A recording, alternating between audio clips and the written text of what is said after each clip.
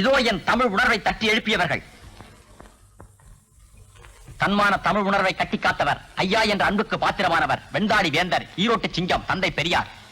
தொன்மையும் எளிமையும் இனிமையும் கொண்ட தமிழே இந்தியாவின் பொது வழியாக விளங்க வேண்டும் என்று பாராளுமன்றத்தில் தமிழ் பரணி பாடியவர் காயிதே மில்லத்.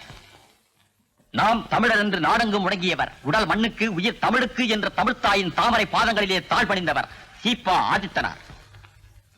எங்கள் அண்ணன், காஞ்சி தந்த மன்னன், அடுக்கு சொற்களை அள்ளி வீசினால் போதும் மாப்பலா வாழை என்னும் முக்கனியும் தோற்றுவிடும் எங்கள் இதய தெய்வம் பேரறிஞர் அண்ணா. இவரின் எழுதுகோல் தமிழ் நெஞ்சங்களுக்கு ஊன்றுகோல். அருந்தமிழ் வார்த்தைகளால் அரும்பு உள்ளங்களை கவர்ந்தவர் கலைஞர் மு. கருணாநிதி. தாய்க்குலம் போற்றும் தமிழர்களின் தொண்டர். தான் நடித்த திரைப்படங்களிலே தீந்தமிழின் பெருமையை பாடலாக அமைத்து திக்கட்டும் புகழ் பரப்பியவர் நமது புரட்சி நடிகர் எம்ஜிஆர். யார் எழுதிய தமிழானாலும் சரி, ஏற்ற இரக்கம் காட்டி தமிழ் உச்சரிப்பிலே உணர்வை ஊட்டி நடிகர் திலகமாய் விளங்கும் சிம்மக்குரலோன் சிவாஜி கணேசன். தமிழின் பெருமையை தமிழ் திரையில் கவி பாடிய கவிக்குயில், இயேசு காவியம் படைத்த ஏந்தல் கவியரசர் கண்ணதாசன். இன்னும் கியாபே விஸ்வநாதம், திருக்குறள் முனுசாமி, அவ்வை நடராசன், கீவா ஜெகநாதன், குன்றக்குடி அடிகளா, கிருபானந்த வாரியார், இப்படி சொல்லிக்கொண்டே போகலாம். உங்க தமிழ் கேட்டு நானும் உங்க தமிழ் உணர்வுக்கு ஆளாயிட்டேன். நன்றி.